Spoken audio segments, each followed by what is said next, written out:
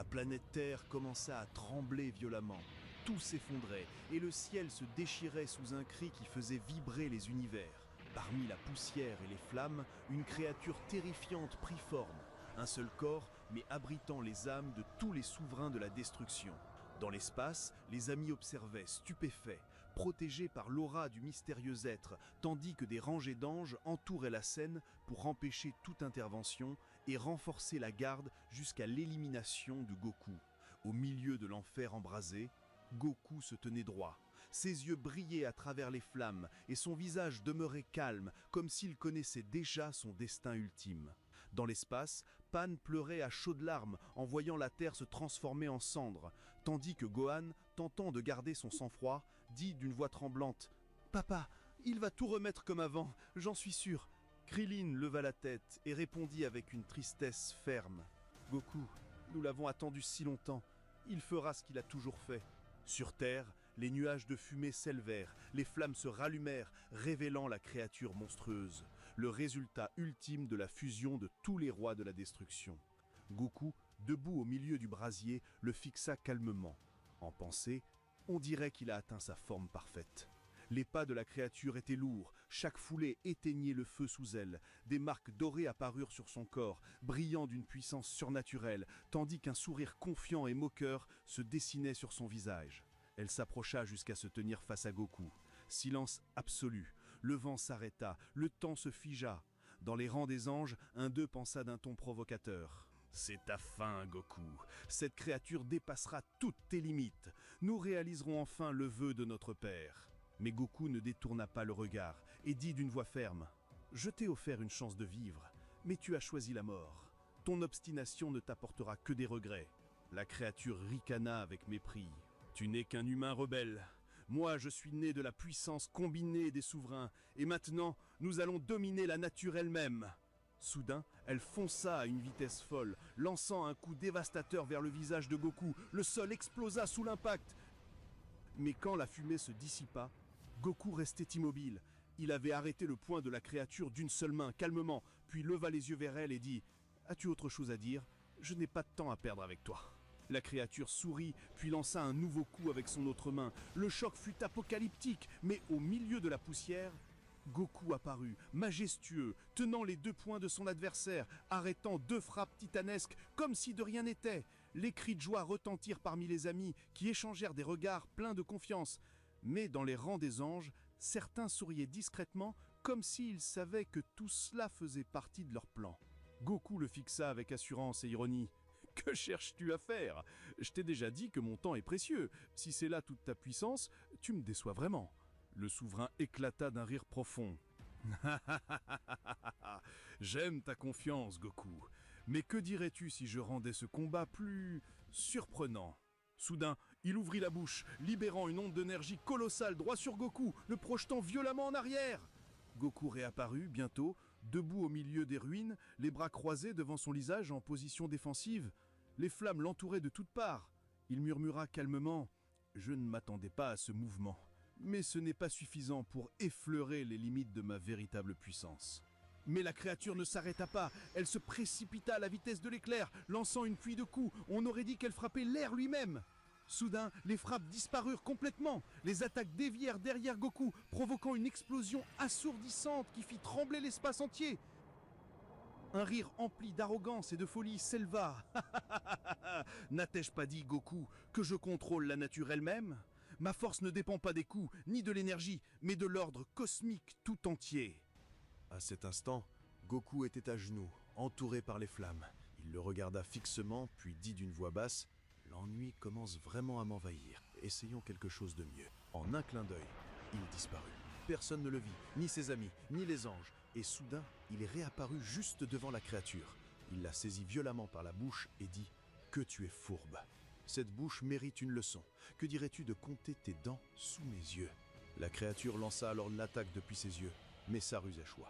Un seul coup de poing de Goku, foudroyant, silencieux, projeta l'ennemi vers le ciel à une vitesse prodigieuse jusqu'à ce qu'il disparaisse comme un éclat de lumière dans l'immensité céleste. Goku leva la main vers le ciel, sa voix grave résonnant à travers l'espace. « Ta tombe sera dans l'enfer impitoyable, là où les flammes qui ont consumé cette planète te consumeront toi aussi. Une énergie colossale se concentra dans sa paume, puis il lança une attaque d'une ampleur inimaginable, si gigantesque qu'elle traversa l'atmosphère et engloutit la créature dans un tourbillon de feu titanesque. Tous restèrent stupéfaits. Krillin, il l'a envoyé dans le soleil? Impossible. Gohan, les yeux écarquillés. Papa, quelle est cette puissance? Le silence tomba sur l'endroit. Les anges demeuraient impassibles, tandis que certains affichaient un sourire sournois, comme si tout se déroulait exactement selon leur plan. Goku se tourna vers eux et dit d'un ton avertissant: « On dirait que vous avez oublié que vous êtes maintenant sous ma surveillance. » Mais parmi eux, un ange étrange se distinguait, tenant son bâton d'une manière inhabituelle, agissant comme s'il n'appartenait vraiment pas au groupe. Goku posa les yeux sur lui un instant, puis l'ignora, sans se douter que cet être était la clé de ce qui allait bientôt se produire. L'un des grands anges sourit froidement et dit d'un ton moqueur: « Prépare-toi pour la grande surprise, Goku. Tu pensais avoir terminé le combat trop tôt, n'est-ce pas ?» Avant que Goku ne puisse répondre, la lumière du soleil s'éteignit soudainement. Le ciel devint noir, comme s'il avait été arraché de l'existence. Tous furent stupéfaits. Puis, un corps enflammé gigantesque tomba du ciel, s'écrasant sur Terre dans une explosion cosmique qui déchira l'espace alentour. Quand la poussière se dissipa, la créature réapparut, comme renaissant de ses cendres. Goku la fixa avec une gravité absolue et dit d'une voix emplie de colère: « Leur fusion a modifié son essence. Ces gestes sont étranges, ils cachent quelque chose. » La créature répondit avec un sourire maléfique: « Ta fin approche. » La scène explosa dans un déchaînement d'énergie. Les deux adversaires s'élancèrent à une vitesse qui dépassait toute perception. La lumière elle-même semblait incapable de suivre leurs mouvements. Leurs échanges de coups faisaient trembler l'espace. Krillin, observant de loin, s'écria en sursaut: « Mon Dieu, je ne l'ai jamais vu se battre ainsi depuis son retour du néant. C'est la première fois que je vois Goku comme ça. » Mais Piccolo ne partageait pas son enthousiasme. Il regarda le combat avec gravité et dit: « J'ai un mauvais pressentiment. Goku est bien plus fort que cette créature, mais quelque chose cloche. Ces anges utilisent le souverain comme une arme perfide. » Gohan, inquiet, demanda: « Que veux-tu dire, Piccolo ?» Piccolo répondit: « Ce qui s'est passé dans le soleil n'était pas simplement un dérèglement de la nature. Il semble que cette créature transforme chaque action dirigée contre elle en avantage nourricier. Chaque attaque négative de Goku devient un avantage pour elle. » L'inquiétude se peignit sur tous les visages. Mais soudain, une voix calme mais terrifiante se fit entendre. « Taillez-vous donc !» Tous se retournèrent et l'air se figea un instant. L'inconnu poursuivit: « Le danger n'a pas encore commencé. Ce n'est pas un combat, c'est un jeu. Et sa fin se jouera entre mes mains. » Un silence absolu tomba. Personne n'osa répondre. Tous se restèrent pétrifiés par le ton de sa voix, sa confiance et le mystère entourant son identité. Même Gohan murmura: « Qui est-ce ?» À cet instant, la scène revint sur le champ de bataille. La poussière recouvrait les lieux, puis Goku apparut, tombant lentement à genoux, son visage épuisé, sa respiration lourde. « Et il y a quelque chose que je ne comprends pas chez cette créature. Sa puissance est bien inférieure à la mienne, et pourtant mon corps, j'ai l'impression que mon énergie est aspirée malgré moi. Que m'arrive-t-il ?» dit-il en fixant son adversaire qui se tenait debout plein d'assurance et déclara d'un ton confiant: « Je vais te montrer comment les ténèbres emprisonnent leur dernière lumière. » Autour de lui, des tourbillons d'énergie jaillirent, formant des chaînes enflammées. Elles se projetèrent à une vitesse fulgurante, s'enroulant autour des bras et des jambes de Goku en un instant. Son enchaîne tomba, et son corps heurta violemment le sol. Il tenta de bouger, mais plus il forçait ses muscles, plus les chaînes brillaient et rougissaient, comme si elles absorbaient sa force vitale. La créature s'approcha lentement de Goku, tandis que les ténèbres s'épaississaient, engloutissant tout. C'était comme si elle se nourrissait littéralement de la lumière elle-même. Goku murmura, épuisé mais lucide: « Je comprends maintenant. Tes attaques n'étaient pas aléatoires, elles volaient mon énergie. » La créature s'arrêta devant lui, levant lentement la main, prête à lui asséner le coup final. Pendant ce temps, dans le profond palais céleste, un calme pesant régnait.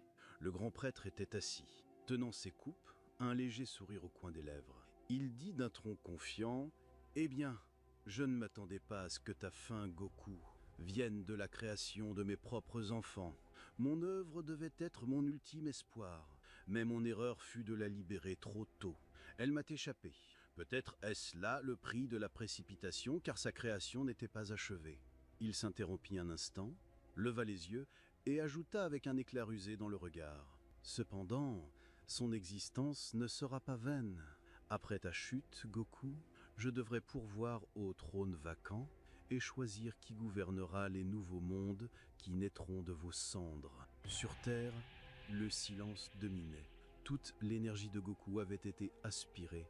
Son corps restait debout, mais n'était plus qu'une ombre vide. Ses yeux étaient devenus entièrement noirs. Ses cheveux et ses vêtements s'étaient teints d'un noir profond. Même les symboles de sa transformation sacrée avaient disparu dans le néant.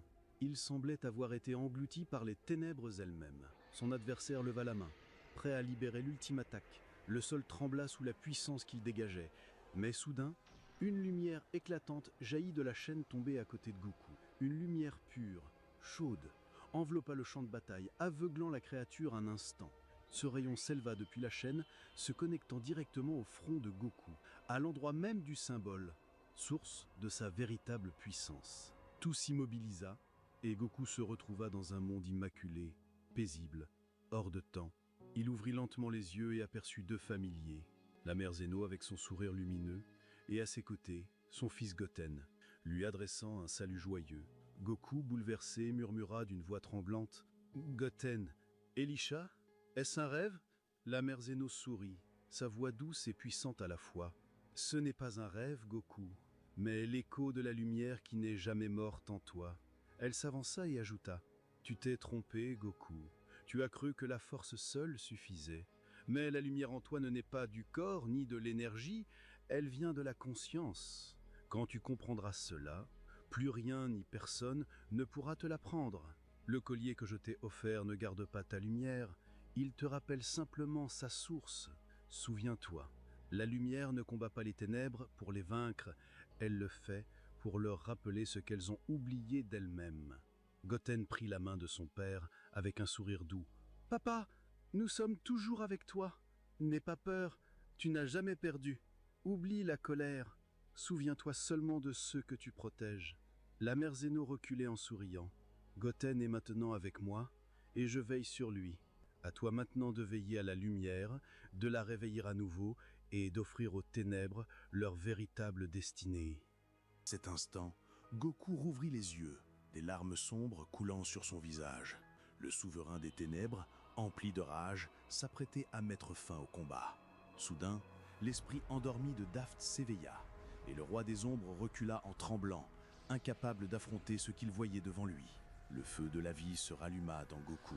Ses cheveux, autrefois éteints, recommencèrent à briller d'une lumière pure. Ses yeux s'illuminèrent d'un éclat si intense que les ténèbres semblaient impuissantes devant lui. L'un des amis murmura, stupéfait, « Je n'ai jamais vu ça. Goku, sa puissance, elle est différente. » Vados, revenu avec son mystérieux sauveur, chuchota avec émerveillement, « Sa lumière, elle engloutit tout. Je ne pensais pas qu'un être puisse atteindre cela. » La nature retrouva peu à peu son équilibre, et même le soleil retrouva son éclat, rendant à l'univers, puis, soudain, Goku poussa un cri colossal, un cri chargé de détermination et de force pure. Le rugissement se propagea partout, dans l'air, sur la terre et jusqu'au ciel. Une lumière gigantesque jaillit de son corps, recouvrant tout. La terre semblait se régénérer d'elle-même. Sa clarté. Goku se tenait au centre de cet océan de clarté, son corps rayonnant, ses yeux brûlants d'une confiance absolue. Il dit d'une voix calme, mais emplie d'autorité, « Il n'y aura plus de ténèbres. Ton jeu est terminé. » Non loin de là, la créature ressemblante à Vegeta observait la scène, ses yeux brillants d'un mystère amusé. Il pensa pour lui-même d'un ton serein. Attendre a parfois ses charmes, surtout avec Goku. J'aime les surprises. Sur la terre illuminée de nouveau, Goku marcha d'un pas sûr. Chaque mouvement dégageait majesté et puissance. La créature, déconcertée, ouvrit grand ses yeux, murmurant pour elle-même « Comment peut-il revenir avec une telle prestance, une telle force ?» Brusquement, elle fonça sur lui à une vitesse supersonique. Mais en un instant, Goku disparut à la vue de tous. Même les anges ne purent comprendre ce qui venait de se produire. Puis, à la stupéfaction générale, ils le virent apparaître au-dessus de son adversaire, comme s'il contrôlait le temps lui-même. Un ange, abasourdi, murmura « Sa vitesse, C'est impossible, je n'ai jamais rien vu de tel. Le souverain entra dans une rage folle, son visage tordu par la colère et l'incrédulité. Il tenta d'attraper Goku, mais ce dernier, le regard flamboyant et le sourire confiant, déclara « Partout où les ténèbres cherchent à régner, il existe une lumière invincible. Tu ne pourras plus jamais me manipuler. » En un éclair, plus rapide qu'un rayon de lumière, Goku leva la jambe et asséna un coup monumental à la nuque de son adversaire. Le bruit du choc résonna dans le ciel, et la terre trembla sous l'impact. La créature vacilla, s'effondra, incapable de soutenir l'aura écrasante de Goku, dont la puissance semblait défier les lois mêmes de la nature. Un silence écrasant envahit les lieux. Goku leva la tête et dit d'une voix ferme « Il est temps maintenant de te montrer la différence entre celui qui manie la puissance et celui qui maîtrise la lumière. » Il se propulsa alors à une vitesse inhumaine, trop rapide pour être perçu. Attrapant le souverain par le visage d'une main d'acier, il le projeta au loin, créant une onde de choc titanesque. L'explosion fit trembler l'univers. Les anges médusés restèrent figés. L'un d'eux souffla. Ce n'est pas une force ordinaire. Il mouche comme une lumière qu'on ne peut toucher. Les amis de Goku oscillaient entre admiration et frayeur. Le roi des ténèbres tenta une nouvelle attaque, mais Goku demeura inébranlable, serein et éclatant. Son adversaire, désorienté, perdit l'équilibre. Et dans la seconde suivante, la poignée de Goku frappa encore. Un craquement sec retentit. Le bras du souverain se brisa sous la force incommensurable du héros. La créature hurla de douleur, s'effondrant à genoux. Un silence stupéfait s'installa.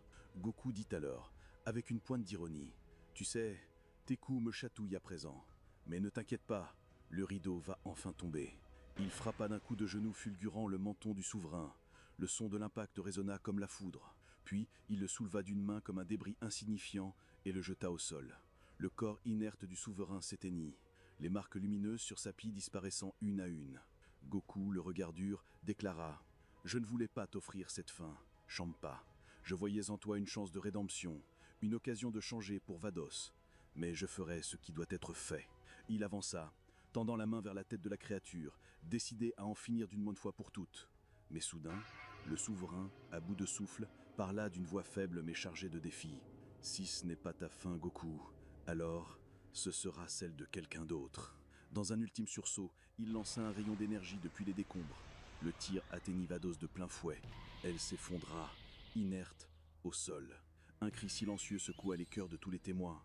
La rage et l'incrédulité figèrent leurs visages. Les yeux de Goku flamboyèrent d'un éclat divin. Son énergie monta en flash, dépassant toute limite imaginable. Il lança une attaque si puissante qu'elle engloutit le monstre dans un cataclysme de lumière, laissant derrière lui un cratère abyssal. Toutes les créatures présentes restèrent muettes, assistant à la fin du combat. Goku leva la tête et cria vers les anges. « Maudits soyez-vous les anges. Quand vous avez choisi de participer à la destruction de vos propres mains, votre châtiment vous attend. Après votre père, il n'y a ici personne d'autre digne de ma puissance. » Mais avant que quiconque ne réagisse, un éclair surgit du néant, frappant Goku de plein fouet. La violence du choc le projeta en arrière à une vitesse vertigineuse. Tous restèrent pétrifiés. Ses amis, cloués au sol, regardaient avec effroi, car le mystérieux étranger venait de réapparaître, pour bouleverser une fois encore le cours du combat. Goku se retrouva face à l'étranger mystérieux, abasourdi. Il éleva la voix, cherchant à comprendre. « Quelle est l'explication? Justifie ton acte. » L'étranger sourit lentement et répondit « Tu as dit qu'il n'y a personne à la hauteur de ta force, et voici la réponse. Je pense que le temps est venu. » Goku resta perplexe, incapable de saisir la portée du pouvoir de l'étranger, ni l'ampleur de son plan. Au palais, le grand prêtre brisa le verre de son vin d'un geste de colère, les yeux enflammés et le visage renfrogné. « La création de mes enfants a été vaincue. Combien de temps Goku continuera-t-il de jouer avec moi? J'en ai assez de surveiller, je dois intervenir en personne. Mon plan a été gâché par ma création. Je vais me débarrasser de toi, Goku, de mes propres mains. » Il se leva, entouré d'une puissante aura, déterminé à franchir la porte du palais pour intervenir.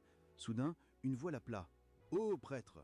Le grand prêtre se retourna vivement et vit Zeno le roi debout avec ses gardes. On lui dit embarrassé « Tu m'as dérangé en parlant tout seul. Qui est ce Goku dont tu veux te débarrasser ?» Le prêtre sourit légèrement, sachant que Zeno ne se souvenait pas de Goku et feignit l'indifférence. « Ah, juste une personne ordinaire. Inutile de t'en préoccuper. » Zeno ressentit quelque chose d'étrange et demanda à voix basse « Écoute-moi bien, j'ai fait un rêve. Une femme prétendait être ma mère et disait être venu pour moi. As-tu une interprétation, ô prêtre? Tu as l'habitude d'interpréter mes rêves. Le prêtre se retrouva embarrassé. Son expression changea, son esprit courait pour trouver une réponse sans montrer de faiblesse devant Zénou.